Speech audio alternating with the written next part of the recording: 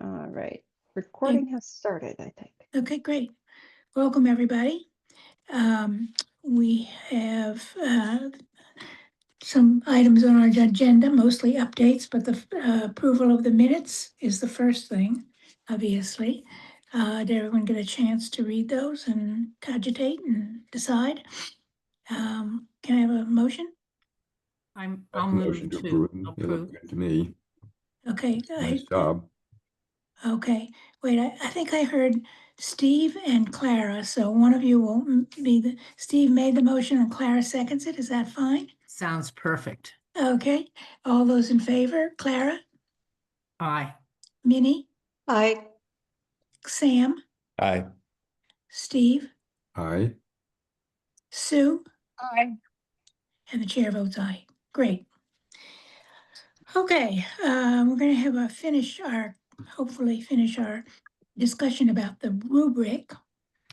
Minnie, do you want to tell us where you are with this and what you think about our latest effort to So deal with the non-applicable?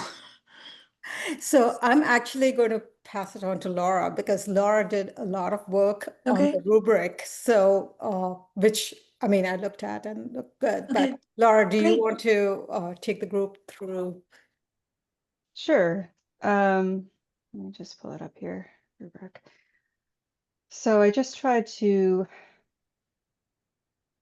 put into place as I understood what we were trying to do. So what I wound up doing is, let's just take minis here. So if you scroll over to the right, where there's the options for pull down, we now have an option 9, not applicable. And then for each pull down menu, I first checked to make sure it was for the right category. So it's going to be a little bit more descriptive because not all of them were going to the right one.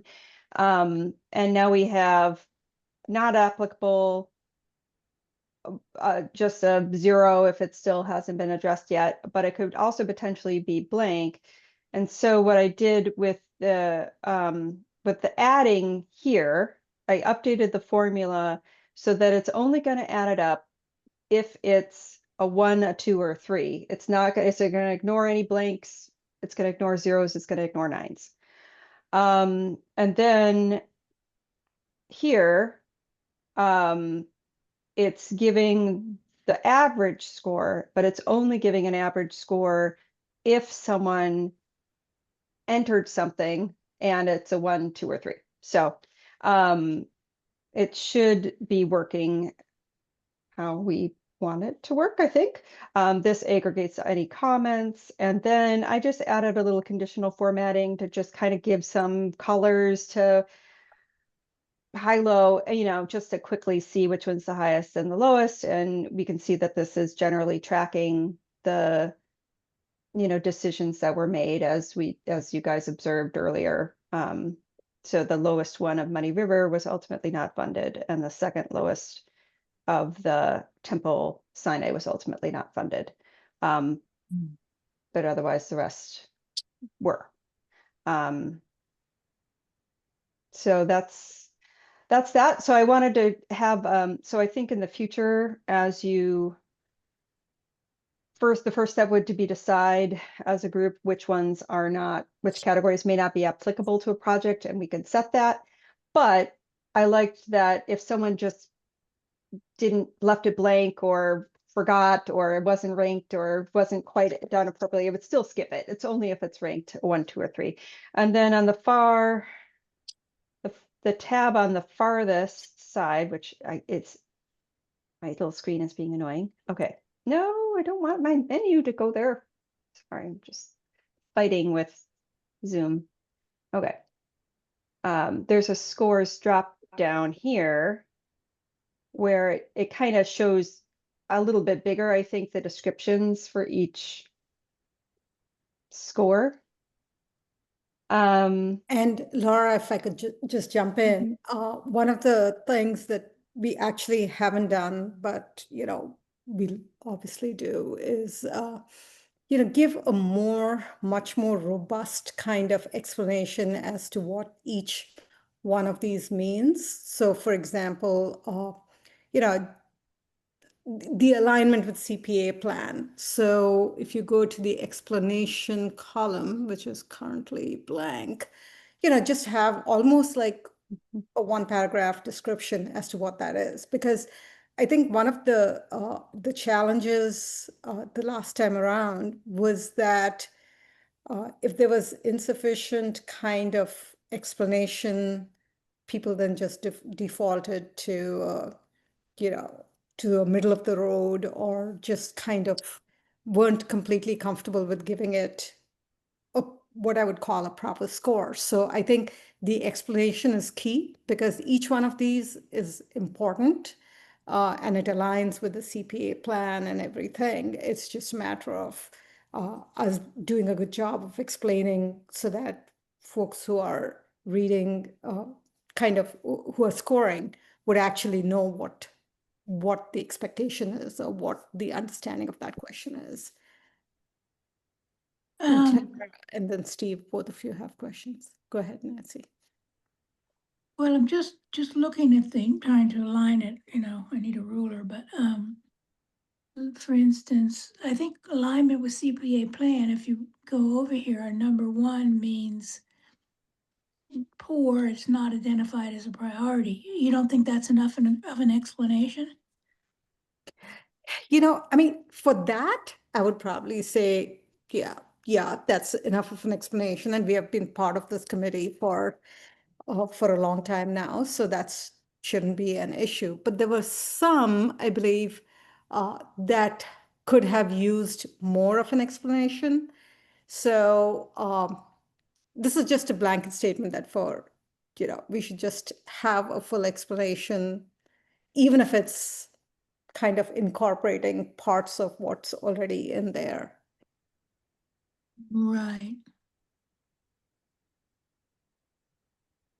I mean, just clarity, that's the thing. Because I think that's one of the feedback that Okay, so where would we include that? I mean, that sounds like, unless you're gonna make each one of these a little bigger and put it under there, I'd rather not have a whole nother chart with the explanations, you know what I mean? Wasn't there a separate document that had a little paragraph for each one? Or isn't there? I thought I had created one, but I feel like we will need something, whether it's another document or whether it's just embedded in here. So for example, just a moment. So in here, so if you added it in here, people could just, this is the summary of, what's the name of the tab? It's not the summary of scores. No, It's something else. scores drop down description. Explanation? Yeah. So then, we could have that in here, and I think that'll do the job. That way people aren't kind of toggling between different documents. Yeah, that was my concern. Yeah, so then we eliminate that part, which is we just make it self-contained in one kind of, in this Excel, and Right. that's it. And I know Clara had a question. She had a hand raised. Okay, I'm sorry, I can't see anybody. That's all right. Under D, where it says score equals 9, not applicable. I thought that was not applicable. There was talk about making it 2 or 0. I can't remember what we landed on. So why does it say score equals? Or maybe it's too small and it's a 0. I can't read on my screen. Okay. Under D, what does that say under D? So Score equals 9. So 9 is the default kind of not applicable. And Laura, jump in. But basically, I think this is a pretty elegant solution, I think, because we talked about, you're right, Clara, we did talk about making it a score of 2, so that way a not applicable is not really bad, nor is it really good. So it's kind of middle of the road. So you're not penalizing uh, that particular, yeah, that particular application. But in this case, basically what Laura has done has been to essentially take that completely out of the equation and say, you know what? Let's just kind of pull it out, and we're talking about average scores, not totals, so it's not penalized.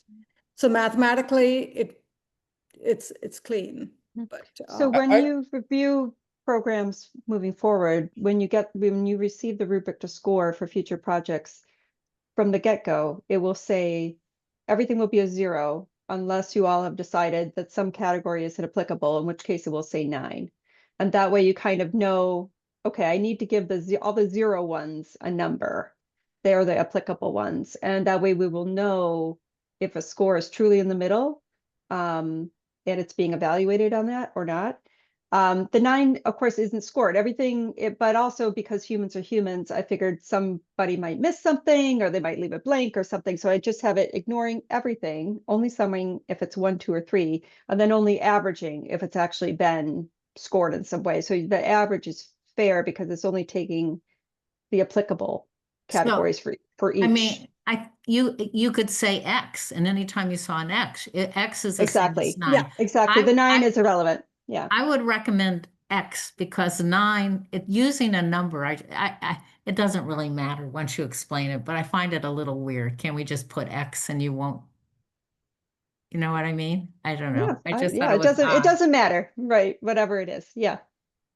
I played around with this a little bit, and the result is a little confusing to me because, you know, at the individual committee committee member level, you know, a non-applicable still counts as 0, right? So when you're looking at your sum total in your own grading for each of your project categories, even if, you know, in the sort of summary table, the individual scores that aggregate each, you know, project committee member, you know, kind of category exclude the non-applicable ones. Like when you're grading your own projects, if something's non-applicable, it just gets a 0 in terms of the sum total score. So like that doesn't really represent to me, you know, when I'm doing my own grading, like you know, the intent of excluding a non-applicable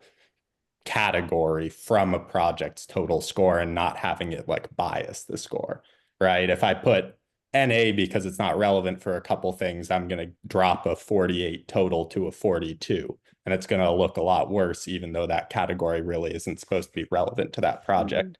And then when I like took one, you know, individual project category and gave it a non-applicable for, you know, across every single committee member just to try it out, it still seemed to return a default 2 in like the summary page. So we're basically treating non-applicable as like the average score. So in both cases, we're not really like excluding that from the scoring approach. We're just kind of at the summary level, making it sort of an average neutral thing. And on the individual level, it sort of creates a bit of a misrepresentation to me. I thought that, you know, we were planning to like not, you know, having the scores be sort of an average of the relevant categories. So, you know, like the average score at an individual's level for a total project would be the average of, you know, all of the relevant scores, and that would be, you know, out of 100, or it would be like a 2.7 or something, however you want to approach it. so What if we did I'm just sitting thinking about this and what Sam is saying, and what if we, if a committee member rates something as non-applicable, or we do that ahead of time and all of them are non-applicable, then any particular, what you would do is basically add up the entries and number of entries that have a 1, 2, or a 3, take that number of entries and the total score that those result in and divide it and give an average score of what that applicant is getting. And that way, well, does that work? Well, could we do the percentage idea? Like for each project would have their score, but then out of a total possible score, right? Yeah, And that would then work. I think that would something work like better. that. Yeah, so if we hold on to that thought for a second, because maybe we are making this more complicated, but I know Steve has his hand And Steve raised. has I his want- hand up, yeah. Yeah, because I think I would rather us than default, if we are kind of making it this way, then I would rather us default back to the the 1 out of 3 and then make it defaulted to an NA to a 2. But I'm just going to hold that thought a little bit more. And if Steve could kind of. I was actually going to just try to clarify before the discussion, got into some of the weeds here about how this is working. With the scoring system that Laura was recommending, where you simply wouldn't, whether it's an X or a 9, or that wouldn't be counted. So like there are 16 categories, and if there were 2 categories in any given project were 9s, then you would add up the 1s, 2s, and 3s, and you would divide the total by 14, right, to get the average of the relevant categories, correct?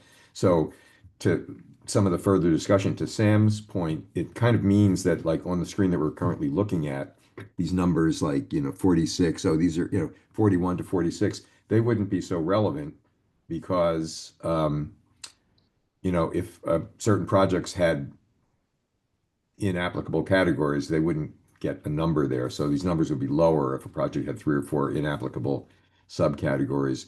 The relevant scores would be these averages. They're going to be in the 2 range, 2 point something most likely. So I mean, I don't know. Yeah. I So think if I you, would- yeah, because if you look at David's, right, he wound up deciding not to rank a couple of them because he wanted more information or something. So his were all zeros and his are 0 for these 2.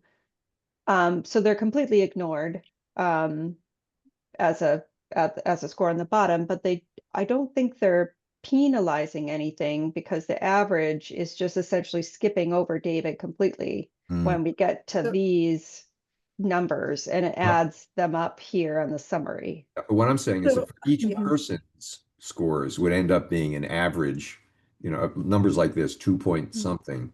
When you Mhm. I don't know that I think one comment that was made was we should all collectively decide for each project that comes in whether any categories are inapplicable, to do that collectively as opposed to each of us individually saying, I okay, agree with Yeah, that. I agree with that. but that we 100%. should That needs to be, collectively, yeah, that needs to be predetermined. uh-huh. And the gap that I'm seeing actually, Laura, and correct me if I'm wrong, is that, that 9 or X is being kind of considered at the summary level, but not at the individual level. So for example, this 39 over here, let's say you put in a 9, Mhm. it should behave in exactly the same way as it does on the summary. So maybe Yes, that it does. thinking, it does. Yeah, it does. So it's if you put in a 9, or if you left it completely blank, or if it's a 0, it's only adding something if it's a 1, 2, or 3. So if I say, like, let's say we decided this was supposed to be not applicable, it doesn't change it at all. If I forget and completely delete it, it doesn't change it at all. It's only if I say something and then it will add it. But Yeah. then on this side, it's taking the average, but in the case of something like where one member decided for whatever reason to not evaluate it, or if you all decided that was not, it's only taking the average of the evaluation. So in a sense, this is not averaged. This isn't averaged at all. This total score, this is really only, I think, a reference for the person, evaluating it and kind of what did I think was the top or bottom project for discussion. But the summary of scores, when we bring it all together, it's only adding up So, the total score. But to Sam's point, I still, you know, I mean, it could be that things are still, I think, artificially be a bit lower if they have more not applicable yeah, and I things. think that's an issue, Laura. And Mhm. So therefore, maybe shouldn't we it just be a need to do- percentage? Yeah, Shouldn't it be Yeah. a percentage? maybe we could do a percentage or Yeah. an average and Mhm. then percentage or something like that. average But or something. basically, yeah. Yeah. But I Steve- thought per yeah. Steve's comment, if it's decided before we evaluate them, which aren't applicable, then it's saying, please rate everything else except the ones we're saying not applicable. So it shouldn't. Sam, wouldn't that work? No, If so we- because No, it Clara, wouldn't. it wouldn't because some of the grantees may have 3 non-applicables and another one would have none. But that's still, And- if a grantee has 3 non-applicables, that means there are 13 categories that are scored. And the sum of the 1s, 2s, and 3s would be divided by 13, not 60. That's what I'm Still get an saying. average. I agree with you, Steve. That's, And- and that's what I'm just saying too. And So that's I'm not- asking, does that solve Sam's problem? Or is the problem Sam pointed out, not Sam's problem, but the problem you pointed out? I think Sam Yeah. is looking at this number and the way this number is calculated. And I think that needs to be changed. No. Yeah, Sorry, I think it also Sam. comes back to Steve's point about, us agreeing ahead of time, because the way we do the scoring, even if we made, in each person's sheet for a whole category, if we only, took the average of the scores that are applicable, that percentage would be kind of representative and not have any like non-applicable bias. But then if we're allowing some people to deem a category for a project applicable and some to not do it, the way we're doing the summary of the scores is we're taking like the average of everybody's scores for that individual thing and adding it up. So we could have, I don't know how to put this well, but we could have like a summary score for a project that's different than the average of every individual's total score for that project. And Laura, Yeah. excuse me, Yeah. Sam, I don't mean to interrupt, but No. David is in the waiting room, if you could let him in. Yep, I just did. Oh, So great, he thank you. should Okay. be joined now. Mhm. Thanks. Sorry I didn't see you at first, David. Um, And I think yeah, Steve so had I think had a we'll comment. just, Yeah. I think the question is probably just to add the total score that's possible for any given project, have a percentage, and then reflect that on the summary page as well. Sort of, Yeah. just and- one more point, just to simplify things. Do we think it's important on the summary page to see the average for each individual category for every single project? Because if we did the thing where for each person's score of a whole project, we just took the average of the applicable categories, and then for the summary score, we just had a total score for each project that's the average of each total score for each committee member, then we wouldn't have to have this sort of like second dimension of having having the summary totals be a summary of like the average individual scores from everybody. And the total scores across the committee would just be the average of the totals instead of the average of the individual categories added up. it'll become a little bit more like, I don't know, Olympic judges or something. You have a overall, everyone rates everything in a percent. Everyone gives it a grade, if you will, out of the applicable stuff you're grading it on. And then you have a summary page where we just average the percents or something like that. So basically, what you're saying is almost hide everything. If you had to hide all those rows and just show this, the totals right at the end, where we are ending up, like this part over here. Yeah. But well, let's take one small step back and say, what is it that we as a committee want to look at when, for example, when we say, okay, Laura's taken the scores and she's compiled them, and this is what each project's scores are. Do we want to know what were the aspects? Like, for example, I'm just going to choose the first one, which is the community support. Do we want to know which project had more relatively community support than the other project? I mean, is that something that we would find useful to have when we are talking about it, the scores in committee? And if we are not, then just having the totals is fine. Yeah, and not having to look at the individuals at all this detail over here. Sorry. We're dealing with ordinal data, which is not actually legitimately suitable for arithmetic operations. And ordinal means what we know is that 3 is more than 2 and 2 is more than 1. So Yeah.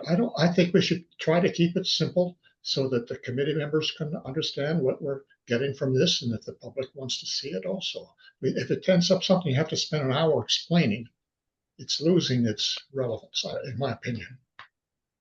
So I yes, think maybe, Mary. if we do the simple system of 1, 2, and 3 for all the questions that we need to be scoring on, and not and decide ahead of time as a committee which ones are going to be an X, and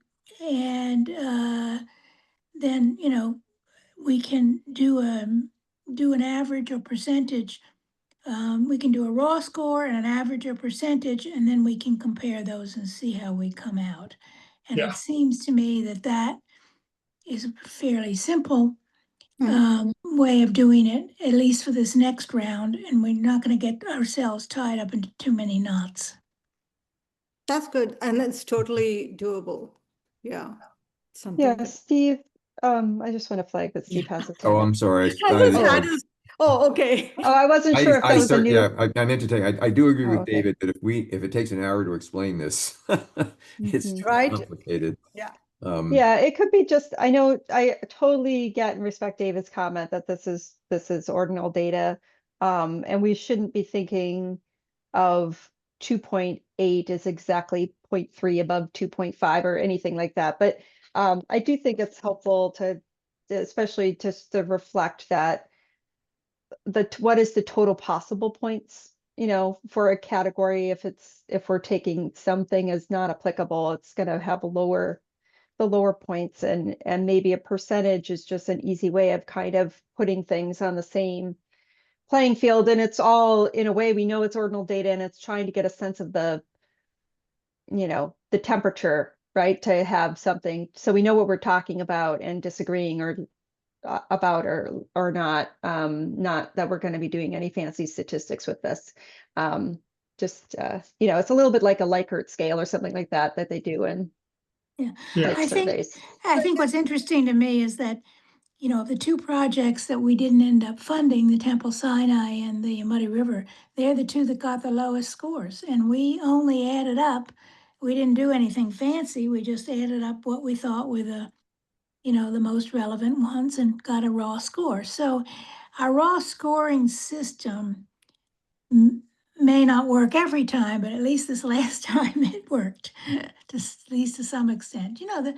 There were projects that had some worth, so they weren't like really, really low, but they were lower than everybody else. So, and we didn't think about that when we excluded them. We just talked about what we thought were the problems. And, I think those were reflected in the scores unconsciously, really. So I'm comfortable doing it this way. It'd be simple. We'd have a raw score as we do now, and underneath it, we would have an average or percentage score, And,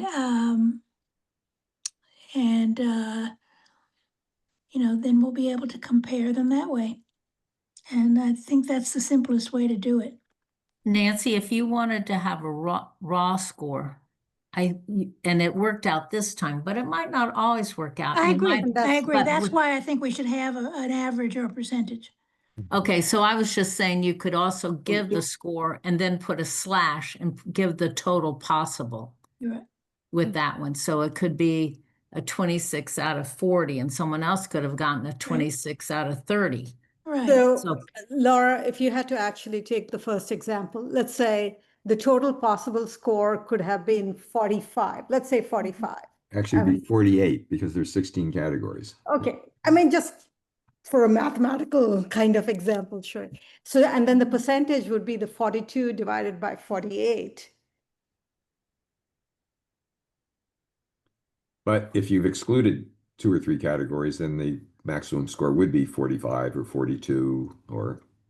No, so that's the point of the total possible score, right? Let's say that for something else, let's say for the HAB in column C, the total could be, let's say 60. I'm just throwing the number off. This is not. So, the denominator could be different, right? Yeah, that's So why I'm which would saying mean give the that- denominator. Yeah, Mhm. which would Like mean it looks that, to be like oh, this 42. one, that the HAB really didn't do well, like, for example, 66 versus an 88. So So I think maybe by most of having- them are yeah. 48 Yeah. and some are not, for example, right? Yeah. And then you just kind of get a flavor of actually what's higher or lower, Hmm. something like I that. think we just want to be clear which of those, whether it's the total raw score or the sort of percentage we're kind of focusing on in the end, just because the rankings of the projects might be different in terms of total score, total raw score versus percentage.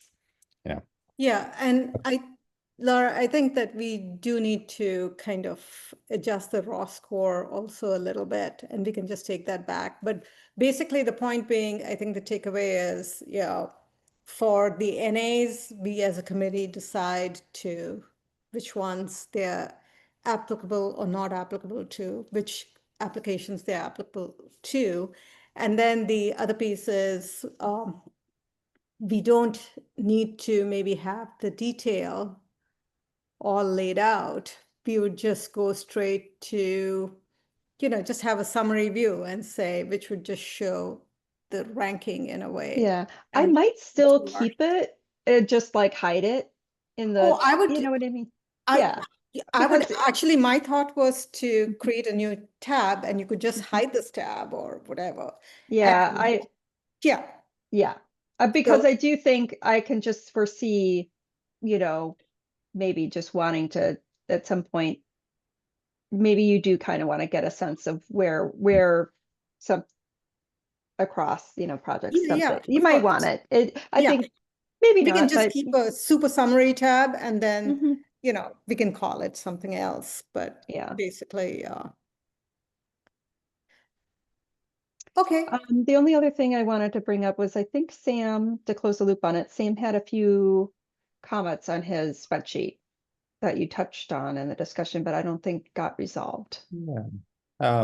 I mean, nothing too urgent. I think some were just clarifications that we could resolve through having explanations of each category. I mean, for example, access health educational / workplace.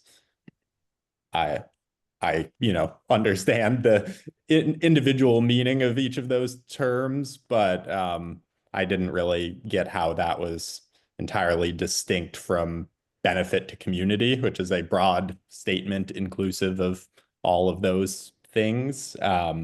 So, if we're going to differentiate those somehow instead of having it be redundant, that was like one thing I wanted to clarify. And then second example, like equity across categories. Are we thinking of that just in terms of this individual funding round? Are we taking all of our historical record into consideration when we make that judgment? And in terms of like an individual funding year, right? Your ultimate decisions are going to in themselves influence that equity judgment. So it's sort of I don't know. I mean, I would think of that particular one as, more the historical kind of, the to date kind of, because to your point, we are in the process. I mean, we are evaluating applications right now, right? So you don't want to necessarily kind of bias things one way or the other. That makes sense. Yeah, I think probably to Sam's point, it seems like the exercise of creating explanations for these categories will hopefully make it clear how they're different. And if that proves to be difficult to do, then I think it's something to flag for the committee as saying, I don't know how to distinguish these, like, or how to describe them. That maybe we collapse them in the next funding round, but maybe or I would lean on you guys to, describe. So why don't I pull Yes, out the yeah. document that I know I had, and Steve, because until Steve mentioned it, I was like, oh, you know what? I think when we were actually building the rubric, we did do something. I just have to go through my old documents and pull it up and, So, kind of so- revise I it did a little try to bit. look And through then my that's something- files and I didn't see any. Yeah, no, it wouldn't be in committee files. It's just, yeah. It was So like a are we page and saying, a half of like a little paragraph for each. Yes, category. yes. No, I totally remember that. so But what we could do is, I could pull that out, and then that's something that maybe, Laura, you'd want to socialize with the committee so that if, well, it's a kind of guidelines for actually doing the scoring. What are you thinking about when you're deciding how to rate each item on each one? And so your paragraph can be helpful to the rater to have Yeah. an idea. And then I think that what Sam is raising, we need a sort of overall global paragraph at the beginning. Well, at least for me, I was focusing only on the applications of that year. I think this other question is much bigger, and maybe we need to look at that in the future. But we're only doing our second or third round now, and maybe when we come around to have we done 5 and we're doing our update on the plan, then we can start to address that kind of thing. yeah. Okay. So we know where we're going, I think. And Minnie's gonna pull out those explanations. Yeah, if Share- you just want share to send that to me, more. Minnie, I'll plug it in and then we should be Yeah, all set. And I'll make the last tweaks that we talked about today and yeah, send and it if you around could, to everyone. yeah, and then you could just send it around to me to just take a quick look at, because I'm sorry, I didn't look at it in detail, but. Now, this is the mini. This is the assignment that never stops, right? Mm. I know, right? It's a life of its own. Okay.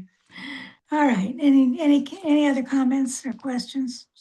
Shall we move on? Okay. So we'll move on to report on the Capital Advisory Subcommittee meeting.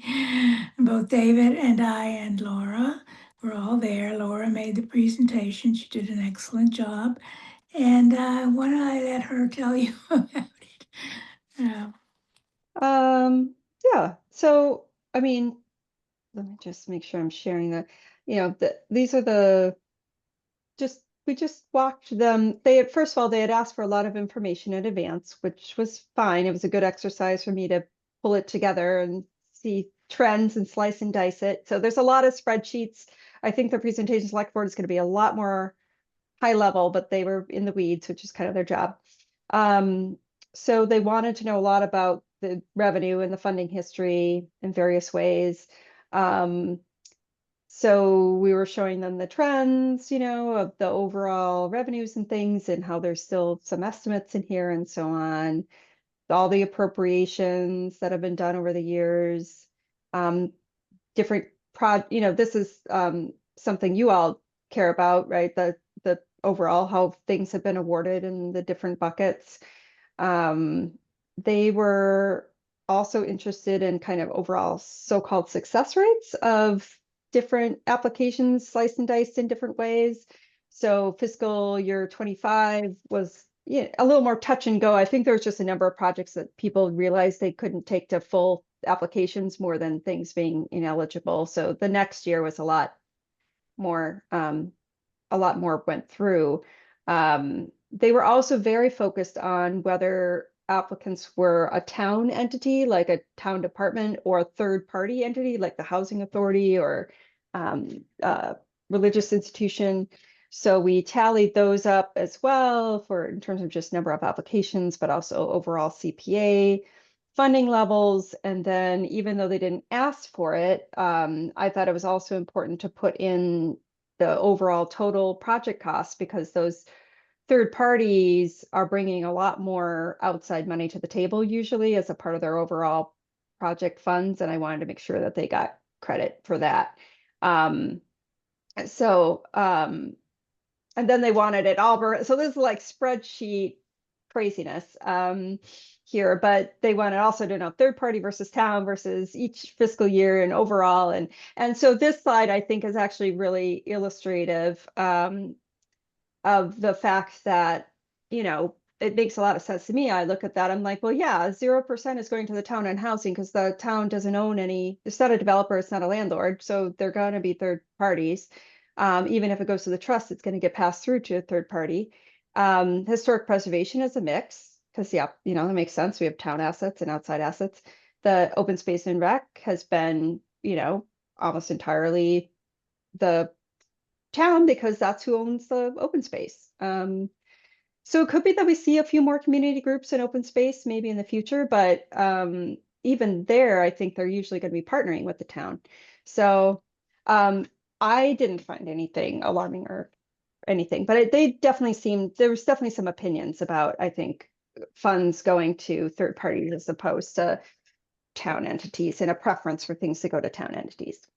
In terms of the overall moving forward into the new fiscal year, I think there was a lot of questions. So, they were really focused on, so you have the, way more requests than you had funding, and the rationale, and wanting to get into some of the specific projects and how decisions were made in the committee and how you evaluated things. So we discussed the rubric and, how, that we have all this on the website and everything's just talked in an open meeting and things like that. And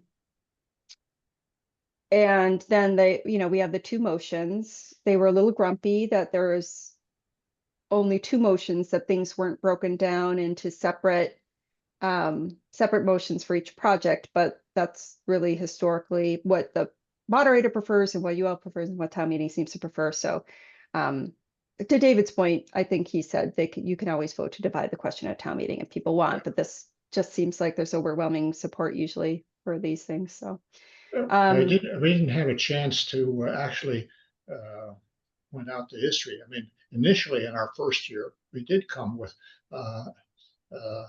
divided question. Each project voted individually. And we sent it to the moderator. Moderator said, no, I won't accept that. I want one global vote.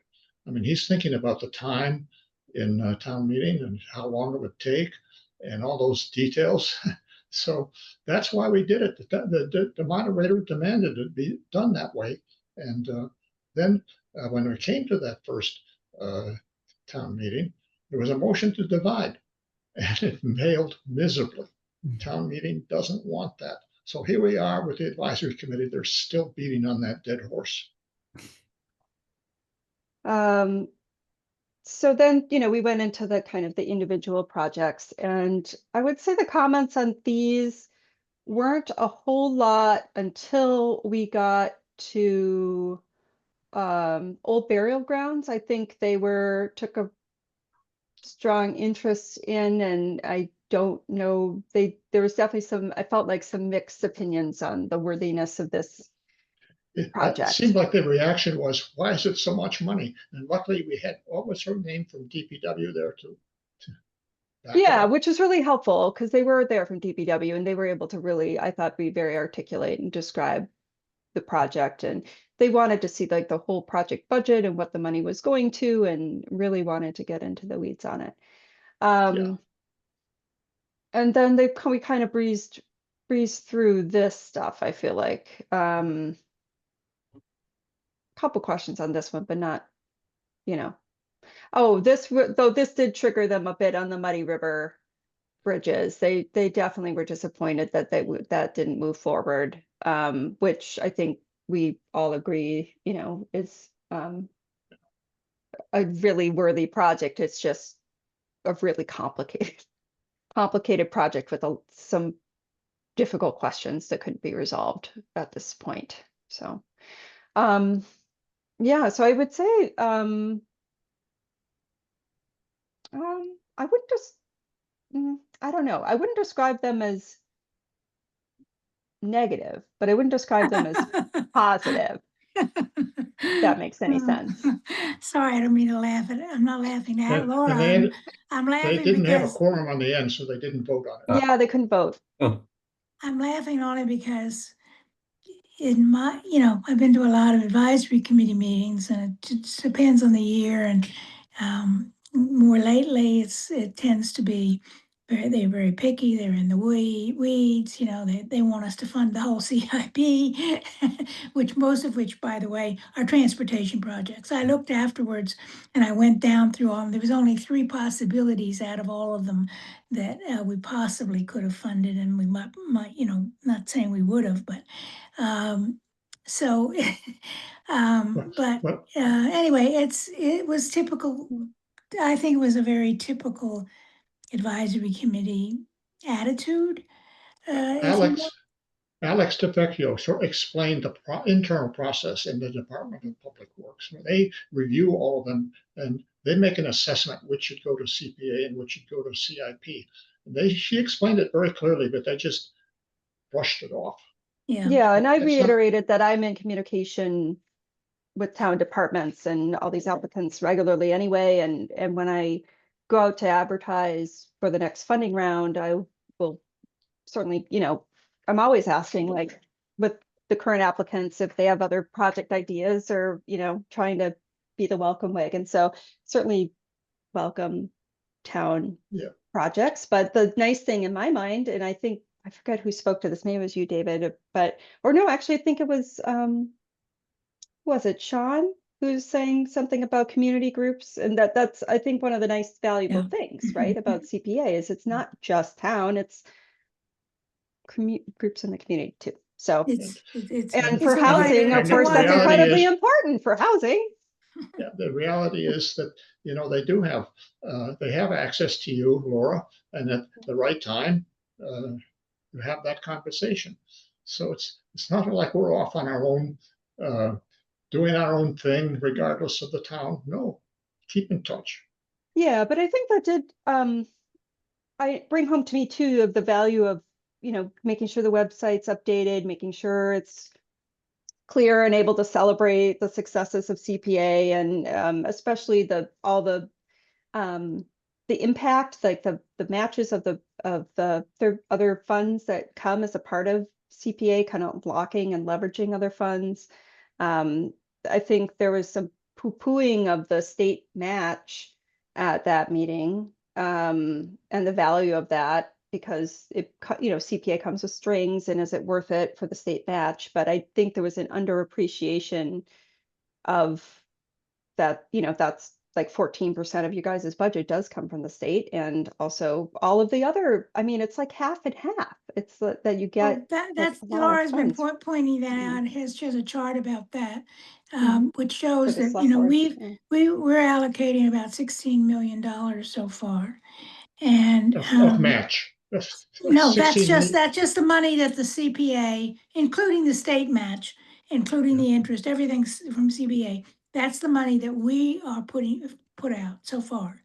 And of that, for those projects, those projects have generated another 15.7 or $8 million in other funds. Well, we're getting match mixed up, but in in Mhm. funds that communities are putting into Yeah. this. The Community total groups. amount that's getting invested in your community, counting from, I think, fiscal 20, if we count fiscal 27, those 3 years, it's like $32 million across 37 projects or something like that it will be. So it's significant amount of investment. And yeah, it's like some And of there's all that that, CPA, there's all but that a match. lot of it's and- not. All and that's that's- a lot of that's match. And when you yeah. put that together with the match, how much of an investment do we generate? Yeah, so CPA is coming in at about, it's like 50% of the total project budget overall across all the categories and across all the years. David, maybe we should call it the state contribution rather than a match, because then Yeah, the state contribution's like that is small. That's true. It's like 14%. It's not, but 15.5 this year. yeah. So I mean, across all time, because it goes up and down, it averages at about 14% of your overall budget. But the other third party, grants and HILAP funds and outside money from parish, parishioners and all of that coming in is really not insignificant. And the fundraising with the houses of worship, which Exactly. is in itself is like maybe 6 million. Yeah. Yep. So I think we can point that out. We'll point that out tomorrow at the select board hearing. That's where we're going tomorrow evening. It will be quick. Usually they have a large agenda, so they don't want to spend a lot of time, and they're never as interested in the weeds as the advisory committee is. The advisory committee, that's their job. That's fine. But I think we'll probably end up, and we also have to keep in mind that the first year we had a lot more projects. This second and third years, we've had fewer projects. So that, I think the first year people were submitting projects and we didn't fund them all, we didn't fund several. And that's because they really weren't ready to go. It was a learning curve for everybody in terms of coming up with a project budget and an application and the goals, et cetera, et cetera. So I think we're doing very well by the metrics if you look at the situation. I definitely got the impression the advisory committee was of different minds. Like there was a couple who I think just are generally not very supportive of CPA as a concept and would just as well not have it be a thing in the community.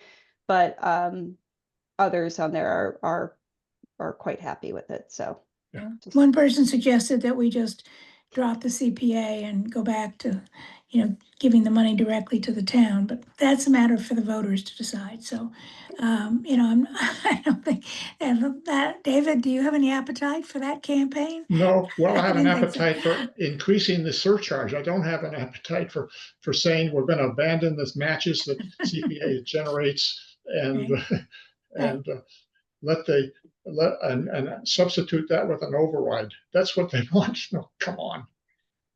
I mean, there Okay. are some people who write on the CPA that are really pretty much not CPA on the advisory committee are kind of against everything. They're just kind of. That's they're- right. but Steve the only thing I would knows say- about that. I remember, was it last year or the year before? They were everything they came up with. There was voting down, and you were giving the planning board report so nicely.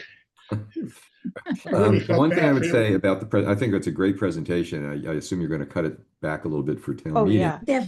Select board. I just yeah. think Nancy mentioned it's important to note when it talks about third parties versus the town, and you did mention is that the housing authority in that context is a third party, and that's where much, if not all, of the housing money has gone. And they are a third party, but they're a very closely related third party, unlike, say, United Parish Yeah, Church. they're a sort of quasi-town. I call them quasi-town. Well, it's actually a state agency, Right. technically.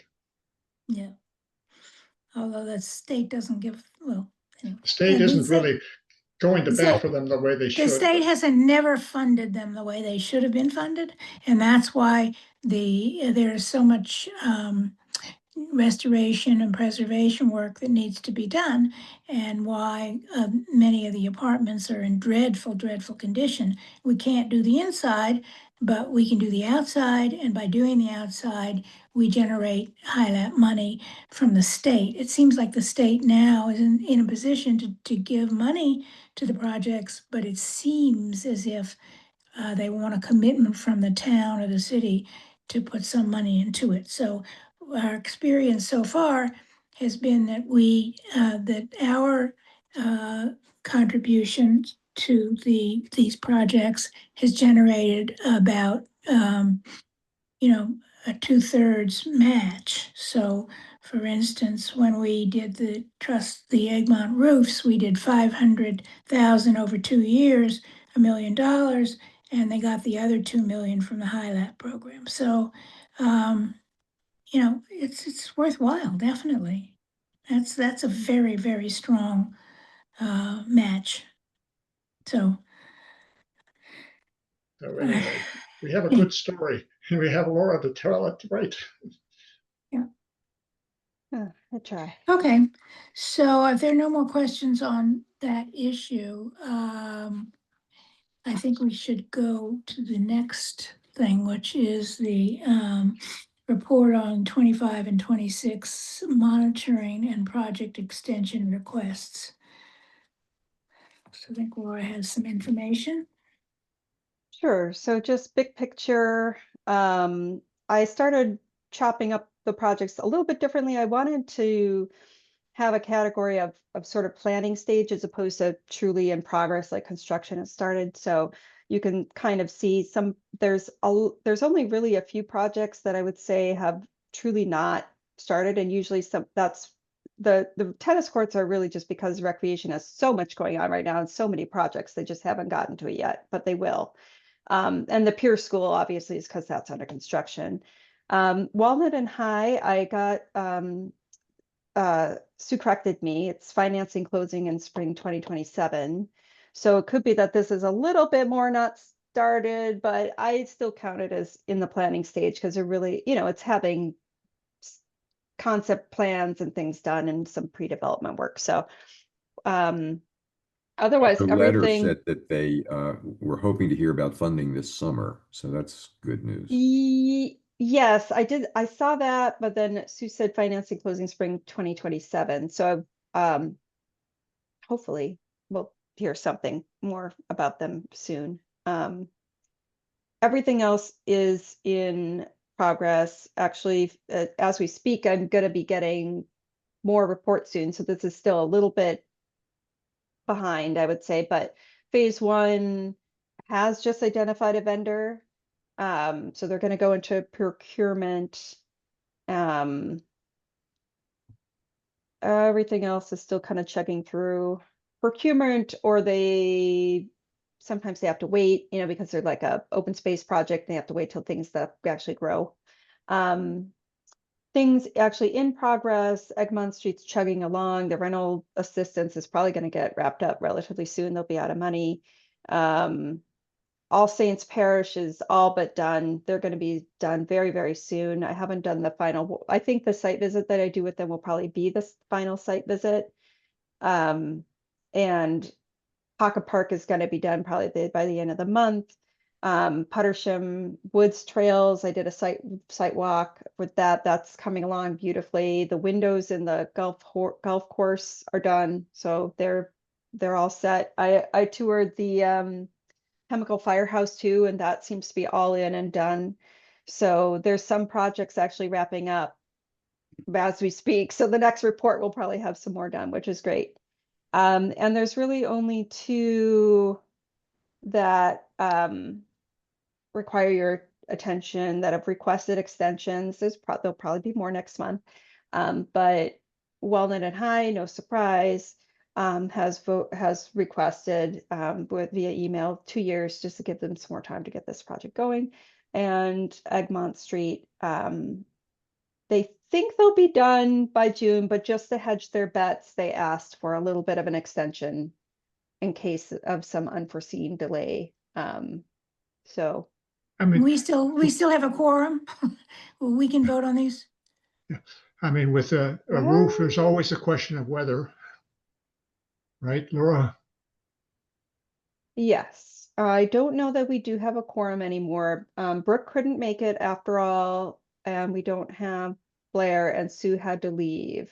So do we have a quorum? 1, 2, 3, 4, 5, 6. Actually, we We do. do. Yes, we do, yes. We do. Okay, could you take Huzzah. that down and then we'll vote Yes. on these two? Because we had voted on the other ones, which we already sent letters about, but these are the two that we still need to, so the Walnuts, take Walnut High first. I think the extension there is for 2 years, is it? 2 years. Mhm. Another 2 years, so that would be, we signed the first MOA in September, is that correct? Well, it And- all seems to run fiscal year to fiscal year, Okay, so so it'd be- July, so then July of 28, is that correct? Okay. Yep. So, we knew, well in advance that this was happening. But we wanted them to make sure that they, did the request per the MOA. Okay, so can I have a motion on voting to extend the Walnut High, project agreement to July 1st of 2028. I move. Okay, David moves, I'll second. Steve seconds. All those in favor, Clara, Aye. David, I, Minnie, Aye. Sam, I, Steve, Aye. and chair votes aye. Okay, the second one is the roof, project at Egmont. So that was also in our first round and is expiring at the end of June. And they want an extension only until September. They want September 1st or September 30th? 30th. Laura? Okay. And they, even though they think they'll be done beforehand, you never know what happens. So, can I have a motion on that one? So moved. So Clara moves. I second. Many seconds. This is to vote on an extension of the Egmont Street roof agreement to September 30th of 2026. Clara, Aye. So, David. sorry, September, oh yeah, sorry, 2026. David. David, how do you vote? Oh. Okay, I'll let him do. He's choking there. We hope you're gonna be okay. Minnie, Aye. Sam, I, Steve, Aye. chair votes aye. David, are you ready to vote aye? I, Okay, got it. So everybody's voted aye on that one also. Okay. All right, what about the 4C, the monitoring project monitoring report? Lindsay, Laura, Yeah, so we covered that, right? That's the with the status of the projects. That right, was the, yes, we did. yeah, Okay, yep. So I think we're good. good, great. Okay, so upcoming meetings are in May, on May 11th. And by that time, we may have more information about some of the projects, and some may still be requesting extensions. I don't know about that.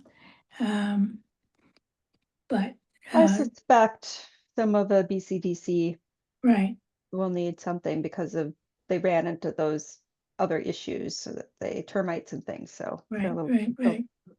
they're cooking along, but they're a little delayed. Yeah. Okay, so it's May 8th, May 11th, June 8th, and July 13th. Any other updates from members of the committee?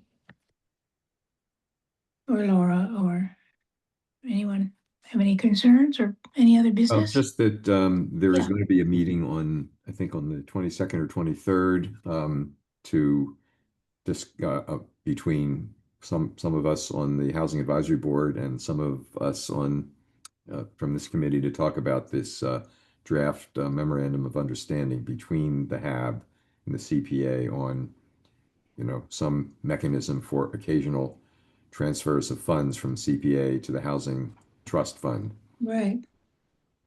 So Right, that's so- the 23rd. 22nd. Yeah, Well, I'll be 22nd. Wednesday, the 22nd at 3 of the housing subcommittee, plus Roger Flood, and Steve's doing double duty. Right. Representing both. All right. And Nancy, I just want to thank Laura for all the things she sent out. They were really helpful. They were really clear, and it was nice to go through them before the meeting. So thank Yeah. you. It helps us be organized, and I'm very appreciative of it too. Anything else? Okay, so we are We're free. before our usual time, which is not bad considering we put in some long meetings recently. So I'll see you all, some of you on the 22nd, but everyone on May 11th. Thank you. Can I have a motion to adjourn? So moved. Steve Second. votes. Okay, Steve moves, David seconds, Clara, Aye. David, Aye. Minnie, Aye. Sam, Aye. and Steve, Aye. and chair votes aye. Okay, thank you all. See you soon. Bye, all. everybody. Night.